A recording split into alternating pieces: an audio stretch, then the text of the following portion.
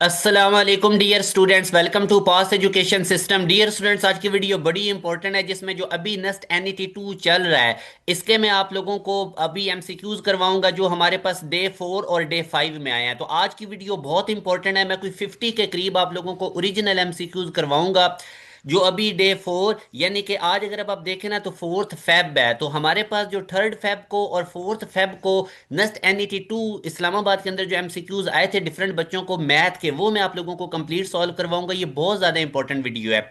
इससे पहले dear students, हमारी एक मैथ की एंड गेम है नेस्ट NET मैथ 2026, वो मैं इसी वीडियो में एंड स्क्रीन भी लगा दूंगा, वो लाजमी देखिएगा। उसमें से भी बहुत ज्यादा क्वेश्चंस रिपीट हो रहे हैं। तो अब हम स्टार्ट करते हैं। जो पहला क्वेश्चन है हमारे पास, इसमें अब आप देखें ये क्वेश्चन हमारे पास आया हुआ है। How many ways a committee of 4 person can be form from 9 such that a particular person is always chosen. तो जब भी हमने कमेटी बनानी हो या सिलेक्शन करनी हो, मेंबर चूज करने हो, तो ये वो बेसिकली हमारे पास क्वेश्चन होता है कॉम्बिनेशन का। तो यहाँ से अब डियर सन अगर अब आप देखें ना तो आप लोगों ने, वो कहता है कि 4 पर्सन चूज करने हैं, टोटल 9 है, मगर एक उसने खुद ही चूज कर लिया हुआ है कि particular person is always chooses. तो उसको आप निकाल दीजिए टोटल में से अब 9 में से वो एक पर्टिकुलर पर्सन आप निकाल दें, वो तो वैसे ही सिलेक्ट हुआ हुआ है। तो टोटल आपके पास कितने रह जाएंगे डियर स्टूडेंट? 8। और बाकी आपने अब कितने चूज करने हैं? 3। तो 8C3 आ जाएगा, क्योंकि चेक कीजिए आपने 9 में से 4 बंदे सेलेक्ट करने थे, एक पर्सन तो उसने वैसे ही कह दिया कि वो हमेशा आपका चूजन होना चाहिए, तो उसको हम टोटल में से और सिलेक्शन में से निकाल देते हैं। तो 8C3 को अब आप सॉल्व कर लीजिए। अब 8 के नीचे 3 है, इसका शॉर्टकट क्या होता है? 8 को 3 डिजिट्स तक मल्टीप्लाई कर दीजिए पीछे, 8 के बाद 7 आता है, फिर 6 आता है, और नीचे आप लोगों ने 3 का फैक्टोरियल ले लेना है। अब बस इसकी कटिंग करके आंसर निकाल लीजिए। 3 1 3, 3 2 6, और ये वाला 2 से कट जाएगा। तो 56 वेज हैं आप लोगों के पास जब एक पर्सन पर्टिकुलरली सिलेक्ट हो और आपने 4 पर्सन सिलेक्ट करने हो 9 में से। उसके बाद अब हम आगे क्वेश्चन के ऊपर मूव करते हैं। ये वाला क्वेश्चन अब डियर सुन अगर अब आप देखते हैं ना तो आपके पास इक्विलेटरल ट्राइंगल है, और इस इक्विलेटरल ट्राइंगल में तीनों साइड्स हमारे पास इक्वल है, और हमने एरिया ऑफ शेडेड रीजन निकालना है।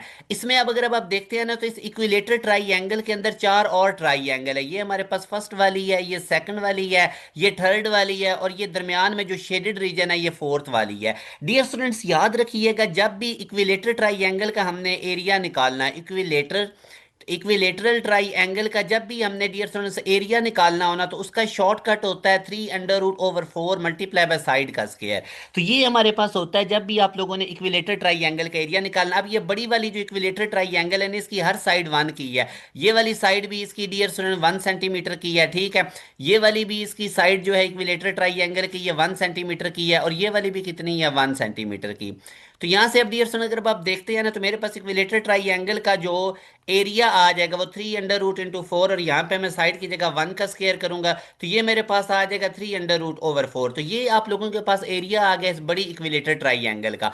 मगर आप लोगों ने ये दरमियान में छोटी ट्राइंगल का शेडेड एरिया निकालना है। अब इस बड़ी इक्विलेटर ट्राइंगल के अंदर 4 इक्विलेटर ट्राइंगल हैं छोटी, तो अगर एक का एरिया निकालना हो तो मैं इस बड़ी ट्राइंगल का जो एरिया इक्विलेटर का मैंने निकाला है इसको मैं 4 पे डिवाइड कर दूंगा। तो मेरे पास जो शेडेड रीजन आएगा, बेसिकली शेडेड रीजन भी एक स्मॉल छोटी ट्राइंगल है, जो इस बड़ी ट्राइंगल के अंदर 4 ट्राइंगल है, तो हमने एक का एरिया निकालना है। तो शेडेड रीजन वाली इक्विलेटर ट्राइंगल का कैसे निकालेंगे? इसको 4 पे डिवाइड कर देंगे। ठीक है डियर स्टूडेंट, तो अब इसको डिवाइड कर लीजिए, और ये आपके पास वो छोटी जो ट्राइंगल है उसका एरिया आ जाएगा। ये अगर अब आप देखेंगे तो ये 1/4 हो जाएगा, जो कि हमारे पास आ जाएगा 3√16। ठीक है जी, ये भी हो गया। आप लोगों के पास पता चल गया कि हमने इस क्वेश्चन को कैसे डील करना है। अच्छा जी, उसके बाद अब डियर स्टूडेंट मैं नेक्स्ट आप लोगों के सामने जो क्वेश्चन लेकर आया हूं इसको अब आप देखिए। समीशन है 1 से लेके 5 तक, -1/2 की पावर k है, और k की वैल्यू उसने बताई हुई है 1 से लेके 5 तक है। तो डियर स्टूडेंट मैं सबसे पहले -1/2 k की जगह पे यहाँ पे मैं 1 लिखता हूँ, फिर समीशन का प्लस आएगा, फिर मैं -1/2 का डियर स्टूडेंट यहाँ पे स्केयर कर दूंगा, फिर मैं डियर स्टूडेंट यहाँ पे -1/2 की पावर क्यूब कर दूंगा, फिर प्लस का साइन डाल के -1/2 की पावर 4 कर दूंगा, और फिर प्लस का साइन डाल के -1/2 की पावर 5 कर दूंगा। अब ये -1 की पावर 1 करेंगे तो वो -1/2 ही आ जाएगा, -1/2 का स्केयर करेंगे तो वो +1/4 आ जाएगा, -1/2 का क्यूब करेंगे तो -1/8 आ जाएगा, -1 की पावर 4 करेंगे, ऊपर इवन पावर है तो माइनस प्लस हो जाएगा, तो ये 1/16 बनेगा, और -1/पावर की 5 करेंगे, 2 की पावर 5 करेंगे तो -1/32 बनेगा। अब डियर स्टूडेंट्स यहाँ से आप लोगों ने इसका एलसीएम ले लेना और इसको सॉल्व कर लेना, और आपके पास आंसर आ जाएगा। ठीक है, यहाँ पे -16 आ जाएगा, यहाँ यहाँ पे मेरा बेटा +8 आ जाएगा, यहाँ पे अगर अब आप देखेंगे तो -4 आ जाएगा, यहाँ पे +2 आ जाएगा और -1 आ जाएगा। इसको आप सॉल्व कर लीजिए और इसका आंसर निकाल लीजिए। -16 और -4 और -1, ये अगर अब आप देखेंगे तो -21 हो जाएगा। आगे अगर अब आप देखेंगे तो 7 + 10 है, नीचे हमारे पास 32 है। तो इसको सॉल्व कर लीजिए, ये -11/32 हमारे पास आ जाएगा, जो कि इसका आंसर है। तो इस तरह से हमने ये जो सबमिशन वाले क्वेश्चंस होते हैं इनको डील करना होता है। नेक्स्ट अब डियर स्टूडेंट, ये आप क्वेश्चन देखिए, 7 sin 7 pi/4, ये वाला क्वेश्चन भी अब आप कर सकते हैं, बिल्कुल इजी है, कोई इसमें कंफ्यूजन नहीं है। तो मैं सबसे पहले अगर अब आप देखते हैं ना, तो मैं इसको डियर स्टूडेंट एंगल चेक कर लेता हूँ कि हमारे पास ये डिग्री के अंदर कितना एंगल बनता है। 7 pi/4 में चेक करता हूँ कि मेरे पास डिग्री में कितना एंगल बनता है। तो उसका क्या तरीकाकार है, मैं 7 pi/4 जो कि रेडियन में है, तो उसको डिग्री में कन्वर्ट करने के लिए 180/पाई से मल्टीप्लाई करूंगा। पाई पाई से कट जाएगा, ठीक है। 4 4 16 होता है, 4 5 तो 45 को डियर स्टूडेंट जब मैं 7 से मल्टीप्लाई करूंगा तो ये अगर आप देखेंगे तो 5 आ जाएगा, 3 7 4 23, तो 315 बनेगा, ठीक है। तो ये बेसिकली साइन जो आप लोगों के पास था ना, 7 pi/4, अब ये हमारे पास इक्वल आ जाएगा साइन 315 डिग्री के। और 315 डिग्री को मैं कैसे लिख सकता हूँ, साइन 270 + 270 डिग्री प्लस हमारे पास क्या आ जाएगा, 45 डिग्री। यहां से अब डियर स्टूडेंट जब आप देख सकते हैं 270 बेसिकली 90 का ऑड मल्टीपल है, 90 को 3 से मल्टीप्लाई करें तो 270 आता है। तो साइन हमारे पास किस में कन्वर्ट हो जाएगा, कॉज में, और साथ एंगल क्या आ जाएगा, 45 डिग्री। अब 270 + 45 डिग्री फोर्थ क्वाड्रेंट में जा रहा है, फोर्थ क्वाड्रेंट में साइन नेगेटिव होता है, तो इसलिए इसके साथ नेगेटिव आ जाएगा। अब कॉज 45 डिग्री -1/2 अंडर रूट होता है। तो ये डियर स्टूडेंट हमारे पास इसका आंसर आ जाएगा। आई होप आप लोगों को ये क्लियर हो गया कि किस तरह से हमने इस क्वेश्चन को किया। अब आगे जी फिफ्थ वाला क्वेश्चन आप देखिए, ये वाला क्वेश्चन भी अब अगर अब आप देखते हैं तो हमें फंक्शन कितना गिवन है। अगर आप देखते हैं तो हमारे पास फंक्शन गिवन है ax + b, और g फंक्शन हमें डियर स्टूडेंट कितना गिवन है, वो है x³। तो आप लोगों ने क्या काम करना है, f(g)x यानी कि फंक्शन f के अंदर g पुट करना है। फंक्शन f हमारे पास क्या था, ax + b, और x की जगह पे क्या आ जाएगा, x³ + b। तो ये डियर स्टूडेंट हमारे पास इसका आंसर आ जाएगा ax³ + b। आई होप ये आप लोगों को हो गया क्लियर। उसके बाद ये नेक्स्ट क्वेश्चन में एग्जामिनर कहता है 0 से 1 तक इंटीग्रेट करना है कोसिकेंट स्क्वायर एक्स को। तो डियर स्टूडेंट्स याद रखिएगा, जो कोसिकेंट स्क्वायर एक्स होता है इसकी इंटीग्रेशन हमारे पास -cot x होती है। जो कोसिकेंट स्क्वायर एक्स है ना, इसकी इंटीग्रेशन क्या हो जाएगी, -cot x, ठीक है। और अब आप इसमें लिमिट्स भी देख सकते हैं, 0 से लेके 1 तक है। तो ये अब लिमिट्स आप पुट कर लीजिए, मैं माइनस बाहर निकाल देता हूँ। कॉट इंटू पहले इसकी जगह अपर लिमिट आ जाएगी, ठीक है डियर स्टूडेंट। उसके बाद माइनस का साइन डाल के हमारे पास कौन सी लिमिट्स आ जाएगी, लोअर लिमिट्स आ जाएगी, ठीक है। माइनस का साइन डाल के आगे हमारे पास कौन सी लिमिट्स आ जाएगी, लोअर, और वो हमारे पास क्या थी, cot × 0 डिग्री। तो आगे बस अब आप लोगों ने इसको सॉल्व कर लेना है। आई होप इसमें कोई इतना प्रॉब्लम हमारे पास नहीं आएगा।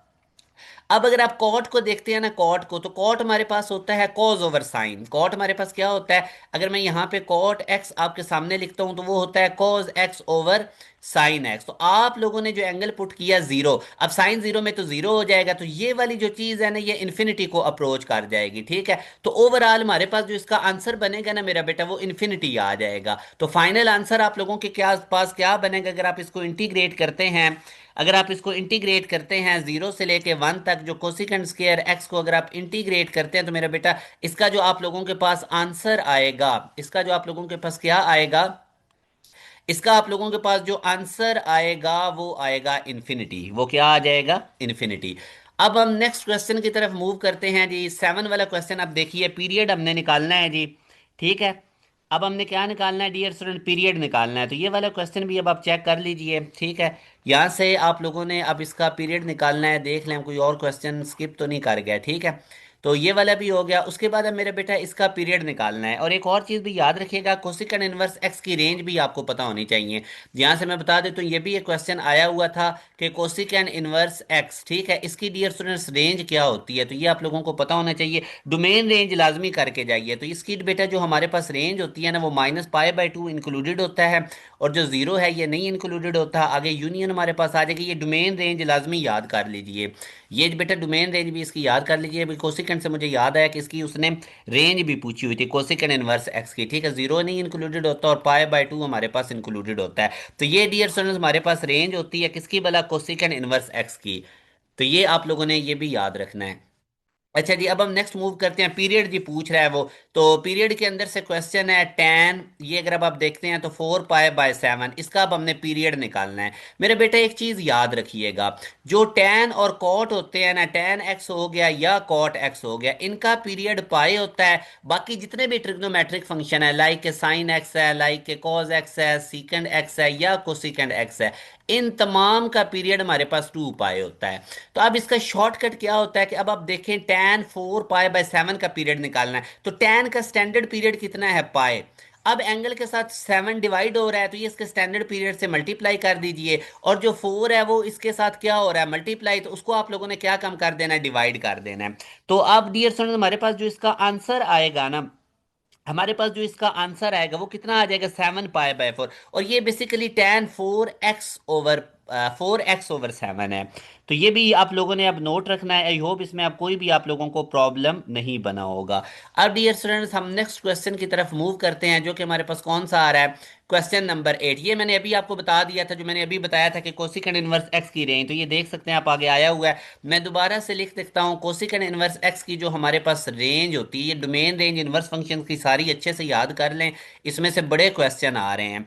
-पाई बाय 2 से लेके 0 तक मेरा बेटा, आगे आप यूनियन डाल लीजिए, ठीक है। और उसके बाद 0 इंक्लूडेड नहीं है, ठीक है, 0 से लेके पाई बाय 2 तक, और पाई बाय 2 इंक्लूडेड है, इसका मतलब होता है इंक्लूडेड है, ये जो स्केयर ब्रैकेट होती है। और इसका मतलब होता है स्मॉल ब्रैकेट के, ये मैं जरा सही करके आप लोगों के सामने लिखता हूँ, स्मॉल ब्रैकेट का क्या मतलब होता है, एक्सक्लूडेड, कि ये एक्सक्लूड है, ये अंदर इंक्लूडेड नहीं है। तो ये आप लोगों ने बेटा इसको अच्छे तरीके से देख लेना है, आपको डोमेन रेंज और ये सारी चीजें इनकी पता होनी चाहिए। अच्छा जी, अब देखें, y equal to sine x है और हमने इसका पीरियड निकालना है। y इक्वल टू क्या है हमारे पास, साइन एक्स है। और आप लोगों ने एरिया, अब ज़ाहिर है आप लोगों ने अगर इसका एरिया निकालना है तो आपको इंटीग्रेट करना पड़ेगा, 0 से लेके पाए तक है।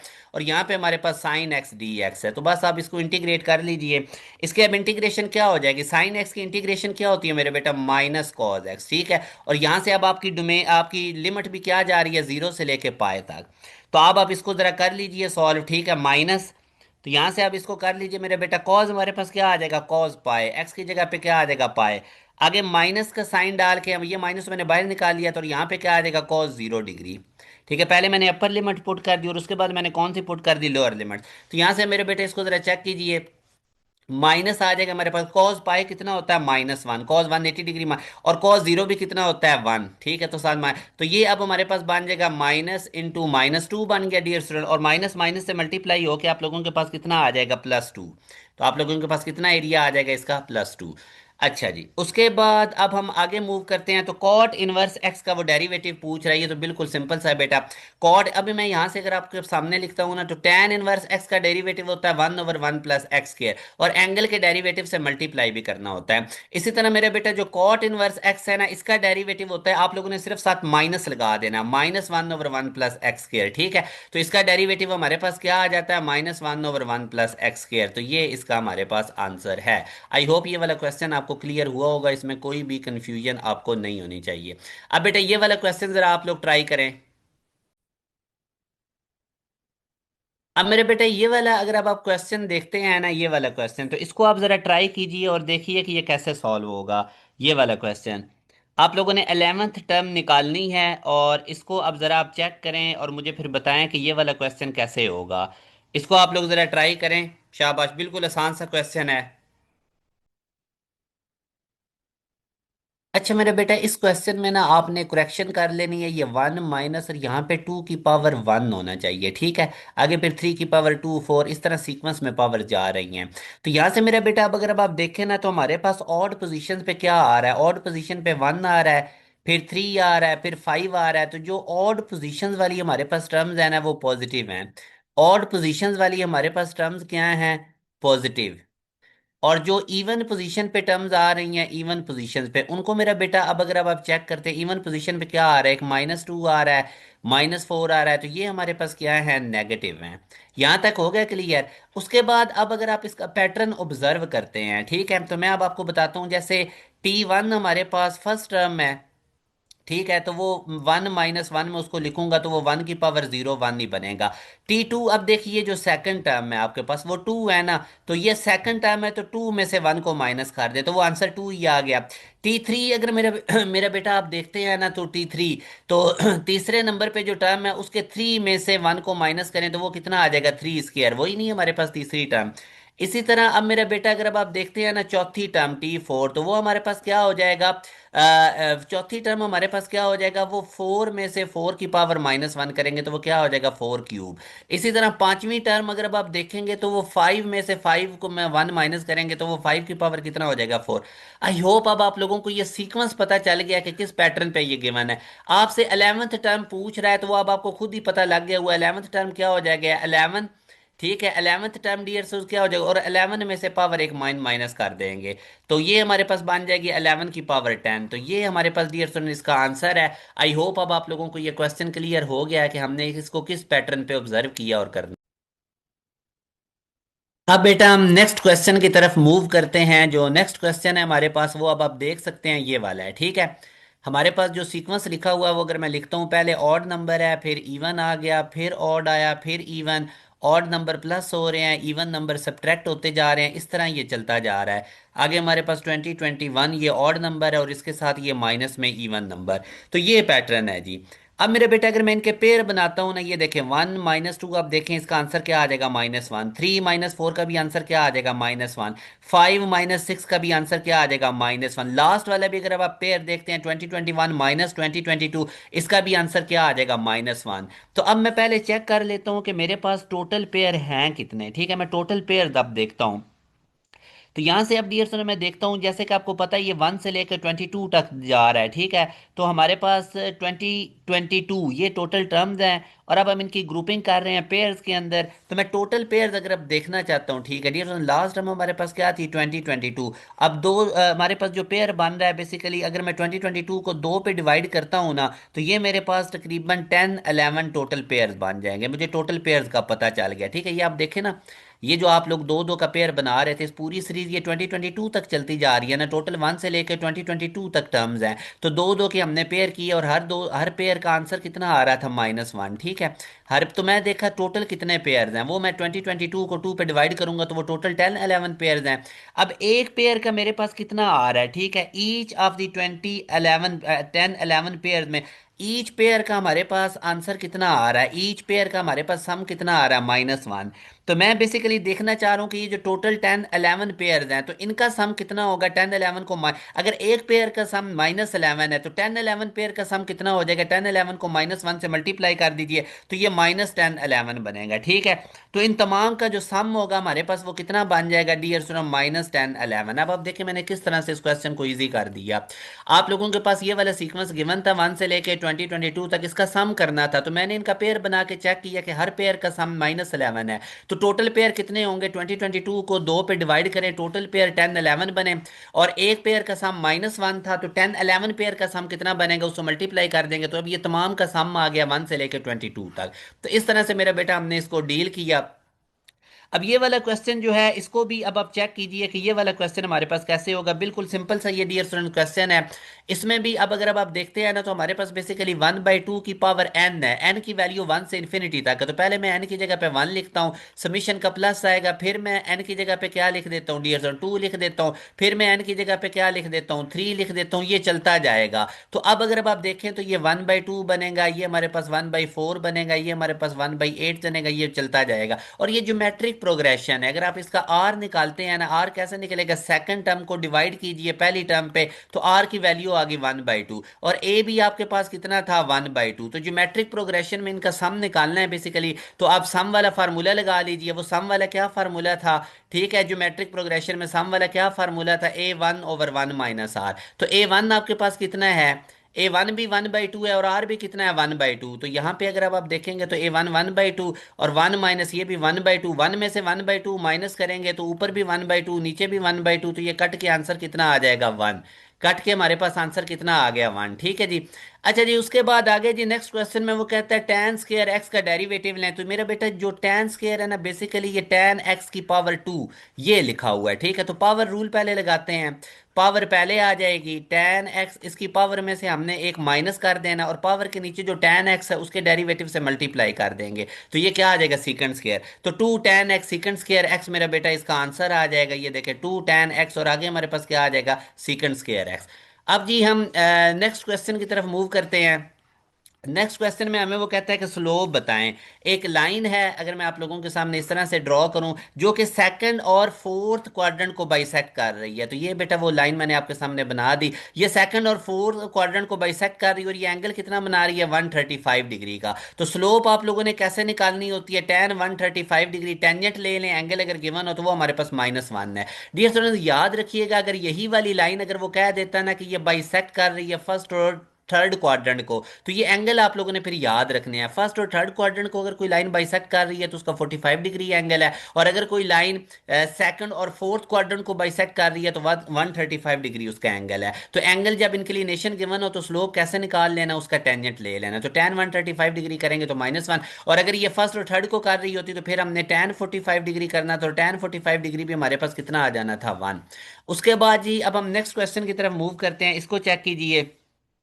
What is the specific name of the circle that is tangent to all three sides of a triangle? तो याद रखिए कि ये इन सर्कल की डेफिनेशन होती है और ये बेसिकली इसका लार्जेस्ट सर्कल होता है that can be fit inside a triangle touching each side exactly once। तो इसका आंसर हमारे पास क्या आ जाएगा, इन सर्कल।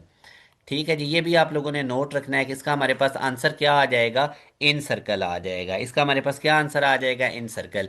उसके बाद जनाब अब हम नेक्स्ट देखते हैं ये वाला क्वेश्चन। अब आप देखिए जी ये वाला क्वेश्चन कैसे होगा। इसमें छोटी सी एक चीज मिसिंग है, ऊपर इसकी पावर भी 3 है। ठीक है, तो बेसिकली ये जो आप लोगों के पास क्वेश्चन गिवन है ना, ये π/6 प्लस आयोटा साइन π/6 है और इसकी ऊपर पावर कितनी है, 3। तो आप डी मोवर्स थ्योरम अप्लाई कीजिए, पावर के अंदर एंगल से मल्टीप्लाई कर दीजिए। तो ये जो 3 है ये π/6 से इधर भी मल्टीप्लाई हो जाएगा, आयोटा साइन और इसके एंगल से भी क्या हो जाएगा, ये मल्टीप्लाई हो जाएगा। यहां तक क्लियर हो गया आप लोगों को। अब इसकी आप लोग कटिंग कर लीजिए, तो ये बन जाएगा cos 3 जो है ये 2 * 6 होता है, तो ये π/2 बन गया, प्लस आयोटा और ये भी हमारे पास कितना बन जाएगा, 3 जो है ये 6 से कट के, तो ये भी हमारे पास π/2 बन गया। अब बेटा cos π/2 हमारे पास 0 होता है। ठीक है, cos π/2 हमारे पास कितना हो जाता है, 0। ठीक है, तो ये बेसिकली इसको बल्कि मैं अंदर से हटा देता हूं ताकि कंफ्यूजन ना हो आप लोगों को। तो यहां से अब डियर अगर अब आप देखते हैं ना, तो ये cos π/2 जो कि हमारे पास 0 होता है, प्लस आयोटा साइन π/2, साइन π/2 1 होता है, तो ये 0 प्लस आयोटा हमारे पास इसका आंसर आएगा। इसका हमारे पास आंसर क्या आ जाएगा, 0 प्लस आयोटा। डियर स्टूडेंट हमारे पास इसका क्या आ जाएगा, आंसर आ जाएगा। ये वाला क्वेश्चन जी अब आप लोग ट्राई कीजिए, फिर मैं करवाता हूं। अब मेरे बेटा नेक्स्ट क्वेश्चन देखें, जिसमें वो कहता है विच of the following equation represents an ellipse.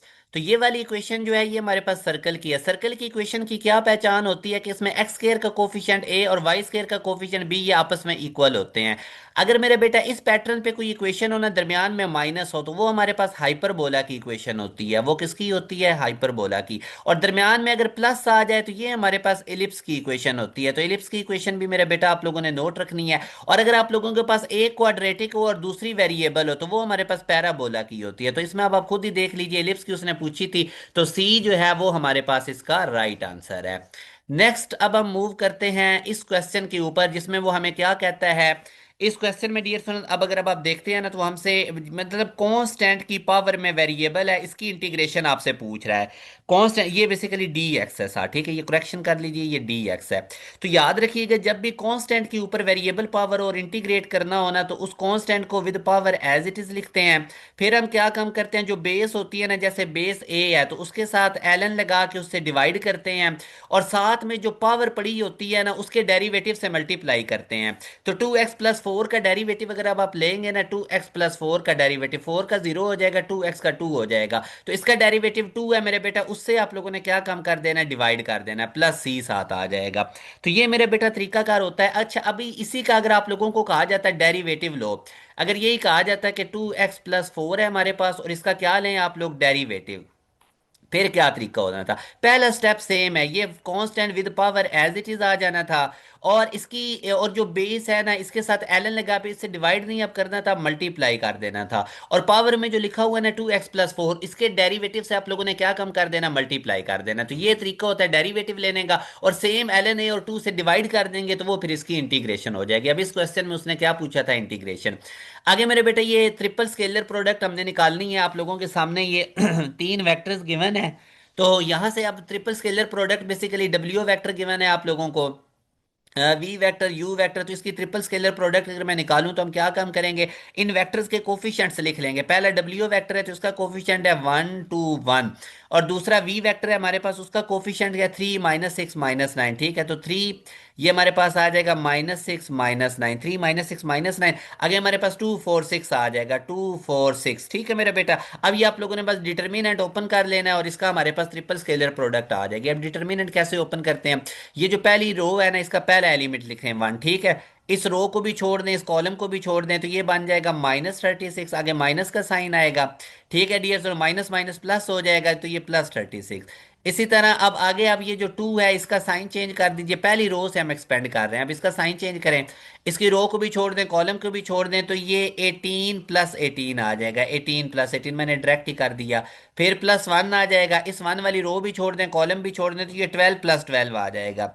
12 + 12 आ गया। ठीक है मेरा बेटा, अब इसको सॉल्व कर लीजिए। ये 0 हो जाएगा और ये -72 हो जाएगा और ये +24 हो जाएगा। अब 72 में से 24 को माइनस कर लीजिए, तो ये अब अगर अब आप देखेंगे 34 44 54 64, तो -48 हमारे पास इसका आंसर आएगा। इस तरह करके आप लोगों ने इसको सॉल्व कर लेना है। नेक्स्ट डियर स्टूडेंट्स, वो हमें एक बता रहा है e⁻³ इसकी इंटीग्रेशन करनी है। तो याद रखिएगा ये e⁻³ मेरा बेटा कांस्टेंट है 60 ds। तो कांस्टेंट को आप इंटीग्रेशन से बाहर निकाल लीजिए, e⁻³ बाहर चला जाएगा, पीछे हमारे पास 1 रह जाएगा। ठीक है, तो यहां से अब आप देखिए x का डेरिवेटिव क्या होता है 1, और 1 की इंटीग्रेशन क्या होती है x। तो यहां से अब 1 है, 1 की इंटीग्रेशन क्या आ जाएगी x, और साथ हमारे पास ये जो e⁻³ एज इट इज। तो ये हमारे पास इसका आंसर आ जाएगा। उसके बाद अब अगर हम मूव करें तो ये वाला क्वेश्चन अब आप देखिएगा ये कैसे होगा। इस क्वेश्चन को अब आप लोग ट्राई करें। ये वाला क्वेश्चन देखें जी कैसे होगा। sin² 1/x, sin²1/x, इसको आप चेक करें जरा। तो ये बेसिकली आपका, अगर आप फंक्शन गिवन है ना ये वाला, ये आपके सामने अगर मैं लिखता हूं, तो ये बेसिकली इसका ये मतलब है sin 1/x और सारे की पावर 2 है। ठीक है, ये बेसिकली इस तरह से है। तो हमने ये चीज फाइंड, एफ प्राइम का मतलब होता है डेरिवेटिव लेना। तो मैं पहले एफ प्राइम लेता हूं। अब वो मैं कैसे लूंगा, इसकी पावर पहले आ जाएगी। ठीक है, पावर मैं पहले लिख दूंगा और आगे हमारे पास क्या आ जाएगा, sin × 1/x। ठीक है, साइन इंटू क्या आ जाएगा 1/x, और इसकी पावर में से हमने क्या कम कर देना है, एक माइनस भी कर देना है। इसकी पावर में से अब हम क्या कम कर देंगे, माइनस भी। और पावर के नीचे sin 1/x है, उसका फर्दर डेरिवेटिव, साइन का फर्दर डेरिवेटिव क्या हो जाएगा, cos 1/x। और 1/x का मजीद डेरिवेटिव लेके एंगल के डेरिवेटिव से मल्टीप्लाई भी करना। 1/x बेसिकली बेटा हमारे पास होता है x की पावर -1। तो इसका जब मैं डेरिवेटिव लूंगा तो -1 पहले आ जाएगा, और x की पावर -1 में से एक -1 करेंगे। तो यहां से अब अगर अब आप देखेंगे तो ये -1 और x की पावर -2 इसका डेरिवेटिव बनेगा। अब थोड़ा सा इसको सॉल्व कर लीजिए, सिंप्लीफाई कर लीजिए, तो ये बन जाएगा 2 sin α 1/x और cos, ठीक है, अल्फा 2 sin α cos β, और यहाँ पे हमारे पास बन जाएगा -1/x²।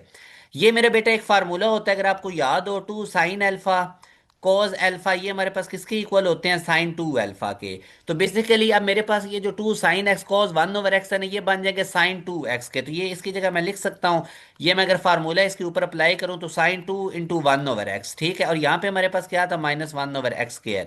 साथ हमारे पास क्या था, -1/x²। ठीक है, तो ये हमारे पास इसका जो फाइनल आंसर आ जाएगा वो अब आप लोगों के सामने है। इस तरह से हमने इसको सॉल्व करना है। आई होप डियर स्टूडेंट्स आप लोगों को इसका आइडिया हो गया है।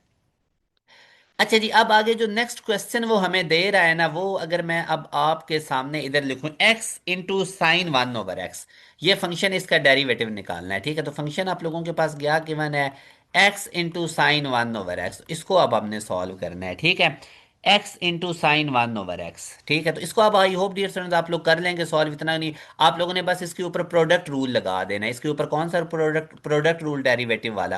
पहला फंक्शन एज इट इज, दूसरे का डेरिवेटिव, साइन का कितना हो जाएगा 1, कॉज हो जाएगा, साइन का डेरिवेटिव कॉज हो गया, और एंगल का फर्दर लेंगे तो वो -1/x², अभी मैंने बताया। ठीक है, प्लस अब x का 1 हो जाएगा और साइन की power 1/x as it is. तो इस तरह आप डियर स्टूडेंट्स आप लोग इसको डील करेंगे। आगे बस इसको सिंप्लीफाइड करके आप लोगों ने आंसर निकाल लेना। तो आई होप होप आप लोगों को अब पता चल गया है कि ये वाला भी हमने कैसे किया। ये वाला अब क्वेश्चन अगर अब आप देखते हैं ना, ये मैं आपके सामने लिखता हूँ, 1/cos theta plus 1/cot theta. ठीक है, और आगे हमारे पास क्या आ रहा है, 1/cos theta minus 1/cot theta. ये वाला क्वेश्चन कैसे होगा? अगर अब आप देखें ना तो a प्लस बी, और ये हमारे पास a है 1/cos थीटा, b है 1/cot थीटा, और आगे क्या है, a माइनस बी। तो ये इक्वल होता है ए स्केयर माइनस बी स्केयर के। तो ये फार्मूला इस पे लगाएं जरा। तो ये फार्मूला जरा इस पे लगाएं, मगर उससे भी पहले आप एक काम करें, 1/cos किसके इक्वल होता है? ठीक है, मैं चलें ये फार्मूला पहले आपकी शेप आपके सामने रखिए, बन जाएगा 1/cos थीटा होल स्केयर। ठीक है, तो 1/cos theta whole square minus आगे क्या बन जाएगा, 1/cot थीटा होल स्केयर। तो ये मैंने आप लोगों के सामने फार्मूला लगा दिया।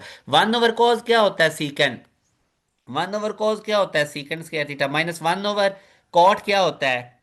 ठीक है, 1/cot क्या होता है डियर स्टूडेंट्स, tan स्केयर, बिल्कुल ठीक है, 1/cot tan स्केयर। तो ये अब आइडेंटिटी हमें पता है, अब ये वन के इक्वल होता है, ये आइडेंटिटी हमें पता है वन के। अगर नहीं भी याद तो ये देखें, 1 + tan स्क्वायर थीटा किसके इक्वल होता है, सीकेंड स्क्वायर थीटा के। और यहां से ये उधर चला जाएगा, वन इधर ही रहने दें, तो ये बन जाएगा secant square theta minus tan square theta, ये किसके इक्वल आ जाएगा, वन के। तो यहां से आई होप आप लोगों को डियर स्टूडेंट ये पता चल गया है।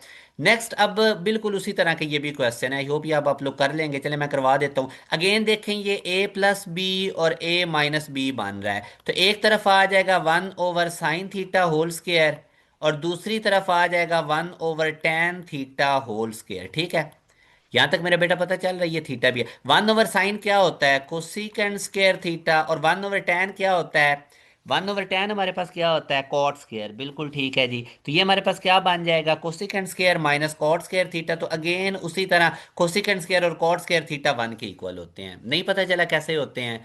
अगेन देखें, 1 + cot स्क्वायर थीटा किसके इक्वल होता है, कोसिकेंड स्क्वायर थीटा के। तो ये मेरा बेटा अब आप लोगों ने प्रॉपर्टीज याद रखनी है। तो यहां से वन इधर ही रहने दें, cosecant square theta minus cot square theta, ये किसके इक्वल आ जाएंगे, वन के। तो ये सारा वन के इक्वल हो गया। उसके बाद जनाब अब हम नेक्स्ट क्वेश्चन देखते हैं। इसमें अब आप देखें वो हमें क्या बता रहा है डियर स्टूडेंट, इस क्वेश्चन के अंदर वो आप लोगों को क्या बता रहा है जी। इस क्वेश्चन के अंदर वो आपको बता रहा है एस एन, उसने आपको बता दिया है 4n-7।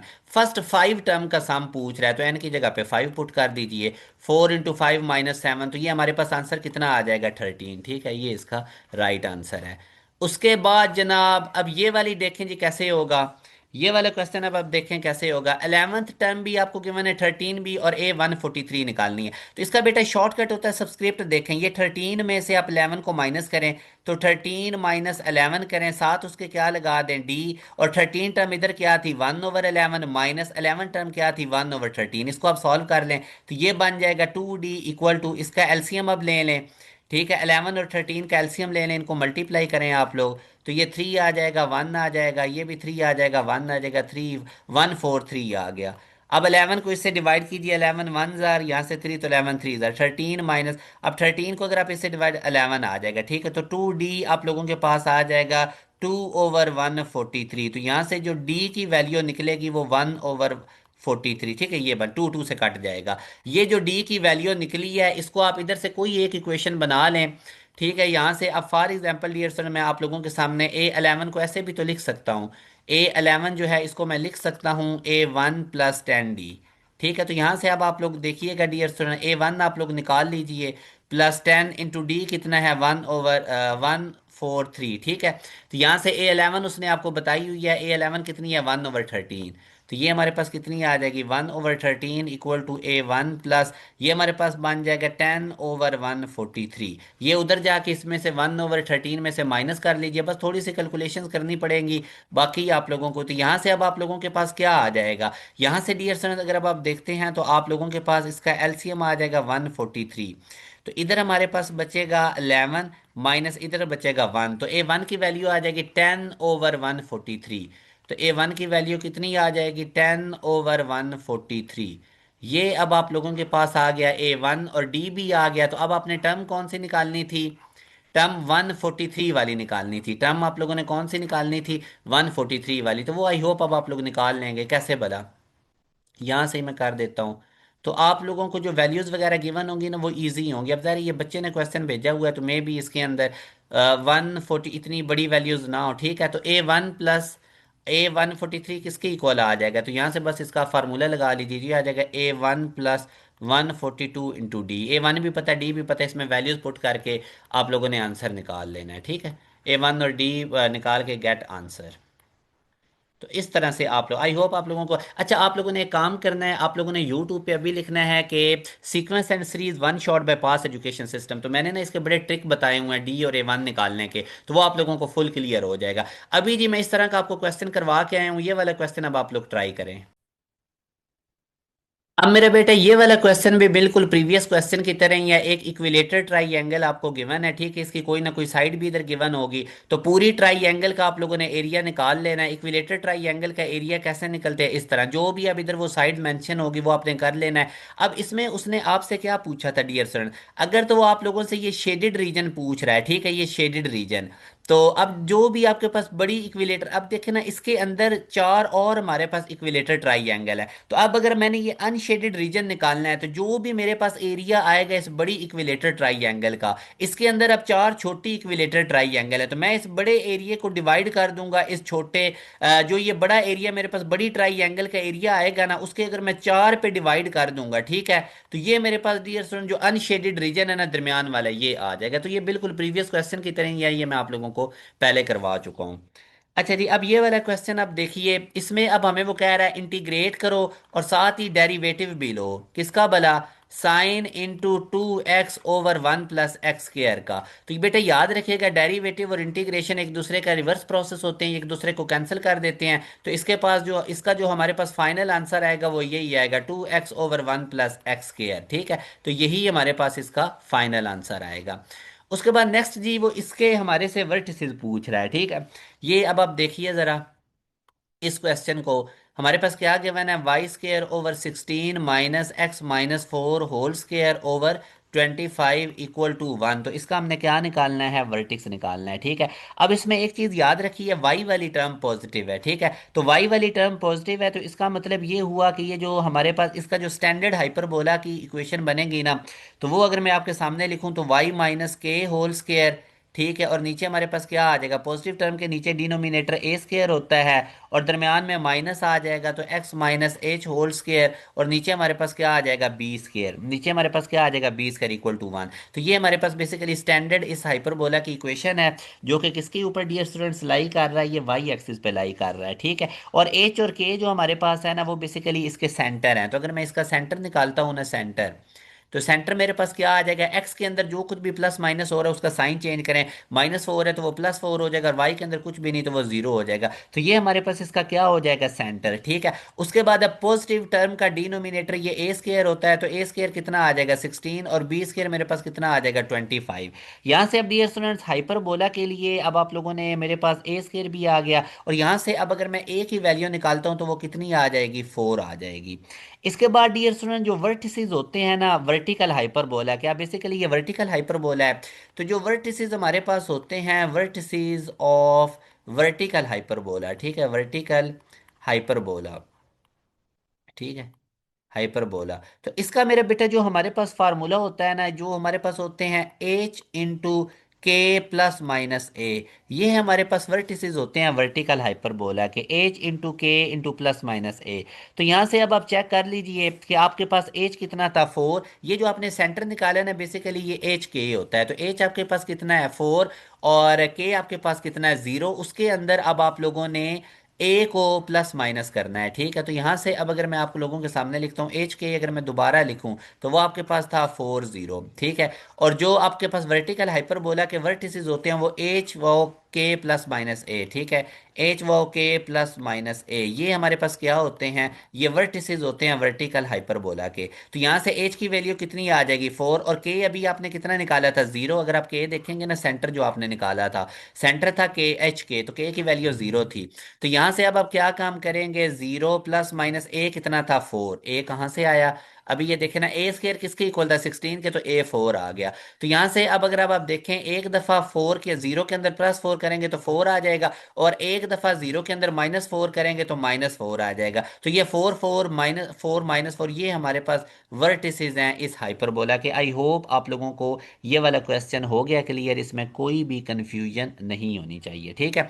अच्छा जी, उसके बाद अब हम आगे मूव करते हैं डियर स्टूडेंट। ये सारे मैं आप लोगों को क्वेश्चन देख लेना, NET 2 के जो 3 फरवरी और 4 फरवरी को आए हैं वो सारे आप लोगों को करवा रहा हूँ। अब इसमें वो बताता है कि हमारे पास एक angle subtended by a person on the earth to the moon, वो हमारे पास कितना है, ठीक है, थीटा है। और उसके बाद diameter of the moon, basically moon का जो डायमीटर होता है वो आर्क लेंथ एल होती है हमारे पास। और जो प्लैनेट्स के दरमियान का जो डिस्टेंस होता है ना मेरा बेटा, वो आर होता है, ठीक है। तो आर आपने निकालना है, रिलेशन हमें पता है L = R थीटा, और आर यहाँ से कितना आ जाएगा, L/थीटा। तो ये बेटा याद रखिएगा, आर बेसिकली क्या होता है, एक प्लेनेट के गिर्द जब दूसरा प्लेनेट रिवॉल्व कर रहा है, ठीक है। फॉर एग्जाम्पल मैं आपको एग्जाम्पल देता हूँ, ये अब आप लोग समझें कि हमारे पास, इसको जरा डियर स्टूडेंट आप चेक कीजिए। ये आप फर्ज करें कि हमारे पास एक है, मैं आप लोगों के सामने लिखता हूँ डियर स्टूडेंट, बस 1 मिनट मुझे दी, ठीक है।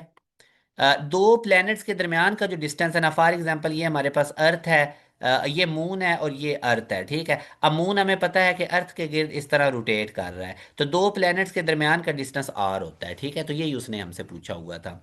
उसके बाद मेरा बेटा नेक्स्ट क्वेश्चन की तरफ अब हम मूव करते हैं। 1 + tan² / 1 - tan², इसकी बेटे एक आइडेंटिटी होती है, उसको याद कर लीजिए। ये आप ड्राइव भी कर सकते हैं, ये अब आप पे है कि आप ड्राइव कर लें, ये याद रख लें। तो 1 + tan² / 1 - tan², ये 1/cos 2x की इक्वल होती है, 1/cos 2, या 1/cos 2x को हम secant 2x भी कहते हैं। तो ये मेरा बेटा आप लोगों ने याद रखनी है, इसको आप ड्राइव भी कर सकते हैं, tan स्क्वायर को sin square over cos square से रिप्लेस करें, एलसीएम वगैरह लें, तो डायरेक्ट रिजल्ट याद रख लें तो ज़्यादा बेहतर है।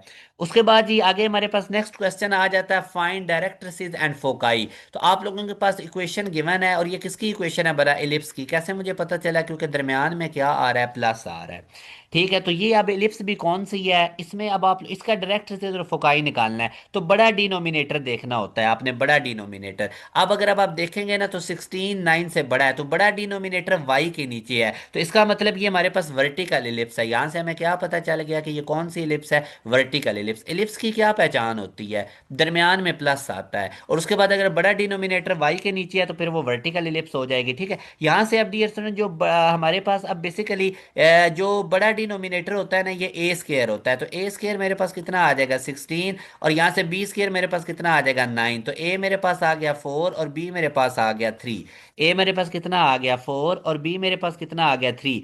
तो फोकस बेसिकली अब सी अगर मैं निकालना चाहता हूँ, ठीक है, तो सी का अगर मैं रिलेशन डियर स्टूडेंट इलिप्स के लिए अगर लिखता हूँ ना, तो सी स्केयर मेरे पास किसके इक्वल होता है, तो इलिप्स के लिए आपने याद रखना है ये ए स्केयर माइनस बी स्केयर की इक्वल होता है। तो ए स्केयर आपके पास कितना था 16, और बी स्केयर कितना था 9। तो 16 - 9 करेंगे तो 7 आ जाएगा, और सी की वैल्यू आपके पास आएगी 7 अंडर रूट। सी की वैल्यू कितनी आ गई, अब आप देखें तो ये वर्टिकल एलिप्स थी, और अगर मैं इसकी फोकाई की बात करता हूँ वर्टिकल एलिप्स की, तो वहां पे एक्स वाला पार्ट तो जीरो होगा, और बाकी हमारे पास +- 7 आ जाएगा। कितना आ जाएगा, +- 7 अंडर रूट। एक्सेंट्रिसिटी अब अगर हम यहां से निकाले तो वो C/A होती है। तो C कितना आया था, +- 7 अंडर रूट, और A मेरे पास कितना आया था 4। A मेरे पास इसका कितना आया था 4, ठीक है। तो ये अब मेरे पास इसकी एक्सेंट्रिसिटी भी आ गई। एक्सेंट्रिसिटी मेरे पास कितनी आ जाएगी, +- 7 अंडर रूट/4। तो यहां से अब डायरेक्ट्रिसिस की इक्वेशन अगर मैं बनाना चाहता हूं ना मेरा बेटा, तो डायरेक्ट्रिसिस की इक्वेशन अगर अब आप देखते हैं ना वर्टिकल एलिप्स के लिए,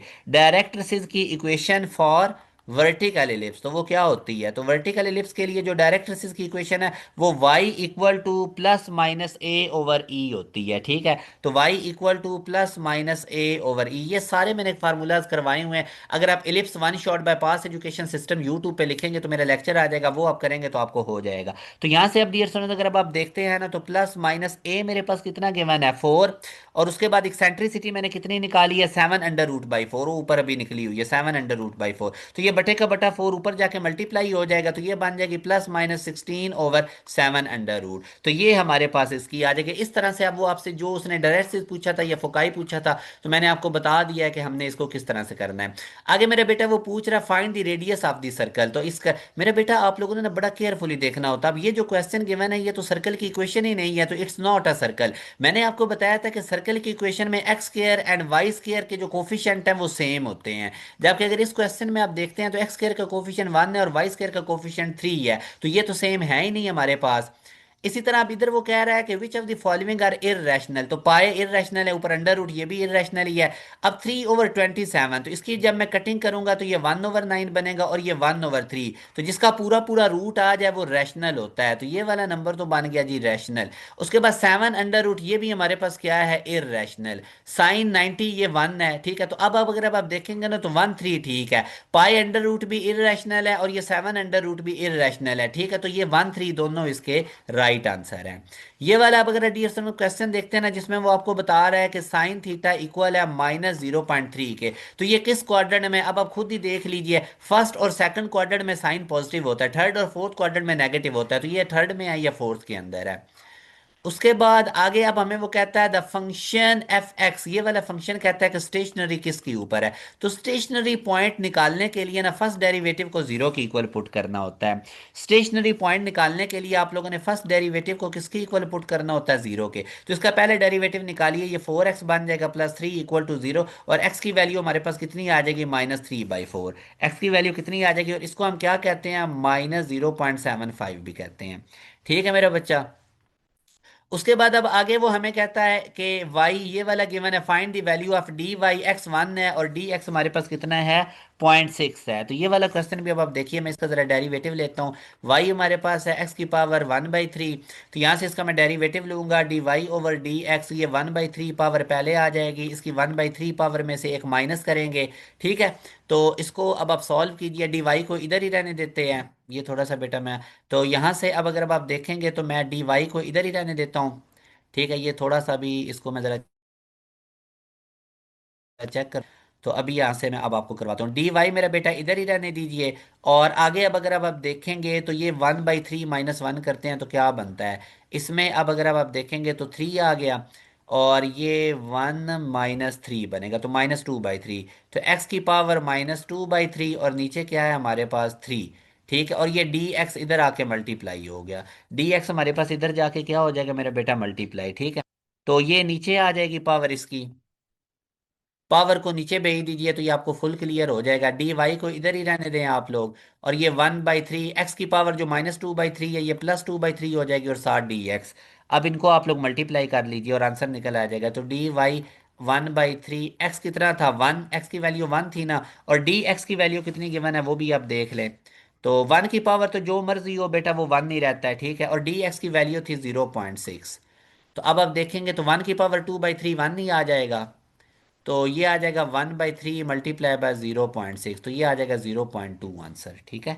0.2 हमारे पास इसका राइट आंसर है। उसके बाद मेरे बेटे ये वाला आप क्वेश्चन देखें, विच of the following function is a self function, ठीक है। विच of the following function is self inverse, इनमें से कौन सा सेल्फ इनवर्स है जी। अच्छा, सेल्फ इनवर्स क्या होता है, सेल्फ इनवर्स ये होता है कि अगर उस फंक्शन के अंदर, सेल्फ इनवर्स की ना आप लोगों ने, विच of the function is self, a function is self inverse if, उस फंक्शन के अंदर, ये बेटा जरा आप चेक कर लें फिर मैं आपको करवाता हूँ, ठीक है। यानी कि सेल्फ इनवर्स फंक्शन कब होता है, उस फंक्शन के अंदर, फंक्शन के अंदर वो वाला फंक्शन पुट करें तो हमारे पास एक्स आ जाए। यानी किसी भी फंक्शन के अंदर फंक्शन पुट करने से हमारे पास आंसर क्या आ जाए, एक्स आ जाए। ये फंक्शन है ना, अब इसके अंदर अगर मैं ये फंक्शन पुट करता हूँ, फंक्शन के अंदर मैं वही वाला फंक्शन पुट करता हूँ, तो मेरे पास आंसर अगर एक्स आ जाता है तो वो क्या है, इनवर्स फंक्शन है। तो यहाँ से अब आप देखिए, फॉर एग्जाम्पल मैं सी वाला ऑप्शन आपको करवाता हूँ। सी वाले ऑप्शन में क्या था, x+1/x-1, इस फंक्शन के अंदर यही वाला फंक्शन पुट करें और आपके पास आंसर एक्स से ही आएगा। कैसे भला, एक्स के जहां जहां भी एक्स है वहां पे ये फंक्शन पुट कर दें, तो एक्स की जगह पे x+1/x-1 साथ +1 है, और इसी तरह नीचे भी एक्स की जगह पे x+1/x-1 और साथ क्या आ जाएगा, -1। इसको आप मेरे बेटा आप लोग सॉल्व कर लें तो आपको पता चल जाएगा। नीचे x-1 से कट जाएगा, ऊपर x+1 और x-1 बचेगा, ठीक है। यहाँ से अब इसका एलसीएम ले लें आप लोग, नोमिनेटर का अलग ले लें, डिनोमिनेटर का अलग ले लें, तो आपको पता चल जाएगा। यहाँ पे चले मैं इधर ही ले के कोशिश करता हूँ। ऊपर हमारे पास आ जाएगा x-1, ठीक है। तो ये इधर आ जाएगा x+1, प्लस आगे क्या आ जाएगा x-1, नीचे हमारे पास क्या आ जाएगा, इसका एलसीएम क्या आ जाएगा, x-1, और यहाँ पे आ जाएगा x+1 माइनस, आगे साइन चेंज हो जाएगा, -x+1। तो इसकी मेरा बेटा आप कटिंग कर दीजिए, ठीक है। तो ये अब आप देखेंगे तो हमारे पास एक्स एक्स से कट जाएगा, एक्स माइनस वन से कट जाएगा, माइनस वन प्लस वन से कट जाएगा। तो यहाँ से अब आप इसको सिंप्लीफाइड करेंगे ना, तो ये 2x/2 बचेगा। नीचे 1 + 1 2 और ऊपर x+x2, तो ये 2x/2 बचेगा जो कि x के इक्वल आ गया। तो ये कंडीशन याद रखिए, अगर फंक्शन को उसी के अंदर पुट करने से x आ जाए तो वो जो फंक्शन होता है वो सेल्फ इनवर्स होता है। तो इसमें जो सी ऑप्शन है ये बिल्कुल इस कंडीशन को फुलफिल कर रहा है, और इसके अलावा कोई भी नहीं करेगा। सी ऑप्शन में फंक्शन पुट करें तो ये एक्स आता है, तो यहाँ से हमें पता चल गया कि ये सेल्फ इनवर्स फंक्शन है। उसके बाद मेरा बेटा इस फंक्शन की वो आपसे पूछ रहा है, ये वाला फंक्शन अगर अब आप देखते हो ना, तो x+1 पे मॉडुलस है और साथ -1 है, ठीक है। तो वो कह रहा है कि इसकी मिनिमम वैल्यू x की किस वैल्यू पे होगी, तो इसकी मिनिमम वैल्यू, ठीक है। तो ये जो फंक्शन है ना मेरा बेटा, x+1 अगर रीच करता है ना इट्स मिनिमम वैल्यू को, ठीक है, तो व्हेन द एक्सप्रेशन इनसाइड, अब मिनिमम वैल्यू इस फंक्शन की तभी होगी जब ये x+1 मिनिमम हो। और x+1 मिनिमम कब होगा, जब आपके पास ये जो x+1 है ये जीरो की इक्वल है। तो यहाँ से x की वैल्यू कितनी आ जाएगी, -1। तो अगर आप x की जगह पे यहाँ पे -1 पुट करेंगे ना, तो आपके पास इस फंक्शन की मिनिमम वैल्यू आएगी। अब वो मिनिमम वैल्यू फिर निकालनी भी है उसको बैक फंक्शन ओरिजिनल में पुट करने से। तो ये जो आपके पास x = -1 है, इसको ओरिजिनल फंक्शन में पुट करके आपने वो मिनिमम वैल्यू निकाल लेनी है। तो इसको जब मैं ओरिजिनल फंक्शन में पुट करूंगा तो ये -1 + 1 और साथ क्या है, -1। अब -1 + 1 कट के जीरो हो जाएंगे, ठीक है जी। तो इधर जीरो आ गया, इधर -1 आ गया, तो इसका आंसर -1 आ गया। इसका हमारे पास आंसर कितना आ गया, -1। ये इसकी हमारे पास क्या थी, मिनिमम वैल्यू थी। तो आई होप डियर स्टूडेंट्स ये आप लोगों को यहाँ तक काफ़ी ज़्यादा क्लियर हो रहे हैं, कोई भी कंफ्यूजन आपको नहीं होनी चाहिए। अब मेरा बेटा नेक्स्ट क्वेश्चन में देखें, इसमें वो हमें क्या बता रहा है, साइन एक्स की वैल्यू उसने बता दी है 12/13, और कॉट एक्स की आपने निकालनी है। इस तरह का कोई भी क्वेश्चन है तो आप ट्राइंगल को कंप्लीट कर लीजिए। साइन होता है परपेंडिकुलर ओवर हाइपोटेनियस, तो परपेंडिकुलर कितना है 12 और हाइपोटेनियस कितना है 13, और ये बेस निकाल लीजिए। उसका क्या तरीका होता है कि हाइपोटेनियस का स्क्वायर इक्वल टू परपेंडिकुलर का स्क्वायर प्लस बेस का स्क्वायर, ठीक है। तो 169 में से 144 को माइनस कीजिए तो एक्स स्क्वायर आ जाएगा, तो एक्स की वैल्यू 5 आएगी।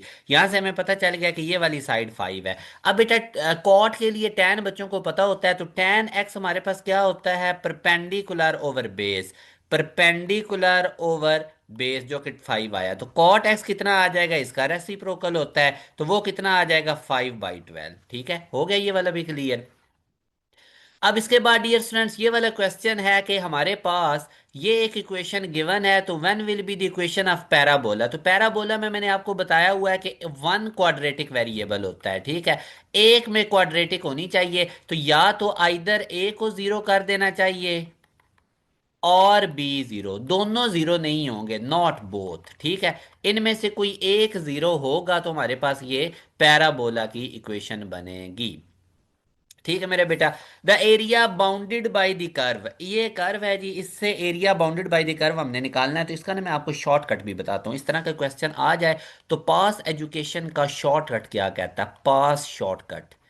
तो अमूमन आप देख रहे होंगे कि इस लंबे मेथड से ही टीचर करवा रहे होते हैं, क्योंकि एंट्री टेस्ट के लिए बेटा खास टेक्निक्स चाहिए होती हैं जो कि आपको अथेंटिक प्लेटफॉर्म से मिलती हैं। इसमें बेसिकली आप लोगों का जो टाइम होता है ना, ये बहुत ज़्यादा मैटर कर रहा होता है कि 1 मिनट में आपने एमसीक्यूज कैसे सॉल्व करना है। तो यही चीज़ आपको पास एजुकेशन के बैचेस में करवाई जाती है। आप देख सकते हैं कि हर एनईटीज़ में हमारे बच्चों की पहली पोजीशंस आ रही होती हैं, फर्स्ट पोजीशन, सेकंड पोजीशन, अल्हम्दुलिल्लाह नस्ट के अंदर हमारे रिकॉर्ड्स हैं। तो आपास एजुकेशन सिस्टम के बैचेस को आप ज्वाइन करें, इंशाल्लाह डियर स्टूडेंट्स आप लोगों को बहुत अच्छे तरीके से तैयारी करवाई जाएगी। तो ये अब डियर स्टूडेंट्स मैं आप लोगों को बताता हूँ, ज़रा आप लोगों ने तवज्जो के साथ ये चीज़ समझनी है। पहले अब ये मैं पीडीएफ को कर लूँ, ये मुझे लग रहा है पीडीएफ फिर क्रैक हो गई है, सारा लिखा हुआ आप सेव ही इसमें नहीं होगा। तो अभी बहरहाल मैं आपको बताता अब डियर स्टूडेंट, इसका जो पास का शॉर्ट ट्रिक है, पास एजुकेशन शॉर्ट ट्रिक क्या कहता है कि जब भी आप लोगों को इस तरह क्वाड्रेटिक इक्वेशन गिवन हो और एरिया आपने निकालना हो between that curve and x axis, तो उसके लिए आप लोगों ने एरिया का मेरे बेटे ये वाले शॉर्टकट याद रखना है कि आप लोग बजाय इसको कि इसको लंबे मेथड से करने लग जाएं, तो ये जो पास एजुकेशन का शॉर्ट ट्रिक है इसको आप याद कीजिए। ये हमारे पास क्या है, डिस्क्रिमिनेंट आपने इसका लेना है उसकी पावर 3/2 और डिवाइड कर देना है मेरे बेटा आपने 6a² से। ए से नहीं परेशान होना। एक्स स्क्र का कोफिशिएंट क्या होता है, ये वाली इक्वेशन थी ना, 3x² + 2x - 3। तो ए आपके पास क्या हो जाएगा, एक्स स्क्र का कोफिशिएंट, बी क्या हो जाएगा 2 और सी क्या हो जाएगा -3। ठीक है, ये वो वाला है। अब डिस्क्रिमिनेंट निकाल लीजिए, वो तो मेरे ख्याल में निकालना आप लोगों के लिए मसले कोई नहीं। डिस्क्रिमिनेंट क्या होता है, b² - 4ac। तो b आपके पास कितना है जी, 2 का स्क्वायर, वो कितना हो जाएगा 4, -4 इंटू ए कितना है 3 इंटू सी कितना है -3। तो इसको मेरे बेटा सॉल्व कर लीजिए। ये 4 + 36 बनेगा, 4 + 36, तो डिस्क्रिमिनेंट कितना आ गया 40। अब आप लोगों ने इसके अंदर बस वैल्यूज पुट करके आंसर निकाल लेना है। तो डी हमारे पास कितना आ गया जी 40/6 इंटू a² हमारे पास कितना आ जाएगा 3 का स्क्वायर। ठीक है, और वो कितना हो जाएगा 9। तो यहां से अब अगर अब आप देखेंगे डियर स्टूडेंट, और ऊपर पावर 3/2 भी है। ठीक है, तो मैं 40 की पावर 3/2 को भला कैसे लिख सकता हूँ, 40 × 40 अंडर रूट। इसमें कोई परेशानी वाली बात नहीं, क्यों भला, क्योंकि 40 अंडर रूट की पावर 1/2 और इस 40 की पावर 1, तो वही बन जाएगी 3/2। अब ये जो सारी चीज़ है या तो आपको यही आंसर में एज इट इज़ गिवन होगी, या थोड़ी बहुत सिंप्लीफिकेशन हो सकती हैं, तो उनको आपने चेक कर लेना है। जैसे कि मैं अभी दोबारा इधर लिखता हूँ, तो ये था ना 40 × 40 अंडर रूट, और नीचे हमारे पास क्या था 54। दो पे मैं कट कर देता हूँ। ठीक है डियर, या आप लोग इसको देख लीजिए, इसकी आप कटिंग कर सकते हैं। ठीक है, यहाँ से अगर मैं थोड़ा और आपको इसको करता हूँ, तो आगे बस सिंप्लीफिकेशन ही हैं, और इसमें कोई इतनी मुश्किल चीज़ नहीं। 40 को आप कैसे लिख सकते हैं, 4 × 10। ठीक है, अंडर रूट के अंदर कैसे लिख सकते हैं, 4 × 10, नीचे क्या आ जाएगा 54। उसके बाद अब आगे डियर स्टूडेंट अगर अब आप चेक करते हैं हमारे पास, तो 4 अंडर रूट से बाहर आके 2 से मल्टीप्लाई होके 80, अंदर 10 अंडर रूट और 54। इसकी कटिंग भी आप कर सकते हैं। ये 240 और 227। ठीक है, तो यहाँ से बस ये हमारे पास आंसर आ जाएगा। इसी तरह आप लोगों को वहाँ पे वैल्यूज गिवन होंगी। तो बहरहाल डियर स्टूडेंट ये शॉर्टकट आप याद रखिएगा जो मैंने आपको बताया। और ये शॉर्टकट हमारे पास क्या था, डिस्क्रिमिनेंट की पावर 3/2 और नीचे 6a²। जब भी आपके पास इस तरह क्वाड्रेटिक फंक्शन गिवन होगा और आप लोगों ने इस तरीके से उसको फाइंड आउट करना है। ये वाला क्वेश्चन अब आप देख लीजिए जी। इसमें अब हमें वो क्या बताता है कि एक रेक्टेंगल है और उस रेक्टेंगल की आपको साइड्स गिवन है। ठीक है, एक 3 है और दूसरी हमारे पास क्या है 8 है। एक 3 है और एक हमारे पास क्या है 8, 3 और 8, और ये डायगोनल निकालना है हमने। ठीक है, तो पाइथागोरस थ्योरम लग जाएगा, ये 8 है ये 3 है। पाइथागोरस थ्योरम, ये एक्स वाली साइड निकाल लीजिए, तो एक्स स्क्र किसकी इक्वल आ जाएगा 3 का स्क्र प्लस 8 का स्क्र। तो एक्स किसकी इक्वल आ जाएगा 9 + 64, ऊपर अंडर रूट आ जाएगा, तो 73 अंडर रूट इसकी लेंथ आ जाएगी। ठीक है, पाइथागोरस थ्योरम से। आई होप इसमें कोई भी प्रॉब्लम आप लोगों को नहीं होना चाहिए। उसके बाद जनाब आगे वो कहता है find the length of tangent to the circle. Length of tangent निकालने का बेटा क्या तरीका कार होता है। लेंथ ऑफ टेंजेंट आपको कहीं भी निकालना होना है, लेंथ ऑफ टेंजेंट, तो उसका तरीका कार क्या होता है कि वो जो पॉइंट है ना वो इक्वेशन में डायरेक्ट पुट कर दें। एक्स की जगह पे 2 पुट कर दें और वाई की जगह पे 0 पुट कर दें, और ऊपर उसके अंडर रूट ले लें, यानी इक्वेशन को लिखें ना x² + y² - 1 = 0। अब x की जगह पे 2 पुट करें तो इधर क्या आ जाएगा 2 का स्क्वायर, प्लस वाई की जगह पे 0 पुट करें -1, ऊपर क्या आ जाएगा अंडर रूट। ठीक है, और ये आ जाएगा 4 - 1 अंडर रूट, तो ये हमारे पास कितना बन जाएगा 3 अंडर रूट। तो आंसर हमारे पास कितना आ जाएगा, लेंथ ऑफ टेंजेंट कितनी आ जाएगी 3 अंडर रूट। उसके बाद जनाब 46 वाले क्वेश्चन में वो हमें क्या कहता है, इसमें अब डियर स्टूडेंट वो हमें कहता है ट्रांसफॉर्म्ड इक्वेशंस आपने बनानी है। ठीक है, अब मतलब वो ये आपको कहता है कि सब द ट्रांसफॉर्म्ड इक्वेशन, ये एक इक्वेशन गिवन है, इसकी ट्रांसफॉर्मेशन इधर हुई है इस तरह, तो आपने क्या पॉसिबल सब्स्टिट्यूशन की है।